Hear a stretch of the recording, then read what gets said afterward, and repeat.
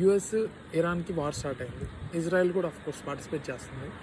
So జనరల్గా US Iran strike చేస్తూ వస్తుంది, ఇజ్రాయెల్ కూడా యూఎస్ని స్ట్రైక్ చేస్తూ వస్తుంది. బట్ ఇరాన్ మాత్రం చాలా స్ట్రాటజిక్గా మిడిల్ ఈస్ట్ కంట్రీస్ని టార్గెట్ చేసింది. అంటే అమెరికా యొక్క ప్లేసెస్ని, వాళ్ళ యొక్క రిసోర్సెస్ని డిస్ట్రాయ్ చేస్తూ వస్తుంది చాలా స్ట్రాటజిక్గా. బట్ ఈ మిడిల్ ఈస్ట్ కంట్రీస్ మాత్రం రిటాలియేట్ చేయట్లేదు. అంటే జనరల్గా దీనికి ఆన్సర్ తెలియదు ఎవరికి, ఎందుకు చేయట్లేదు అని. బట్ నా పాయింట్ ఆఫ్ వ్యూ చెప్పాలనుకుంటున్నాను మీకు. సో నా పాయింట్ ఆఫ్ వ్యూ ఏంటంటే, one thing, economic resources destroy అవుతాయి అనే రీజన్ కావచ్చు.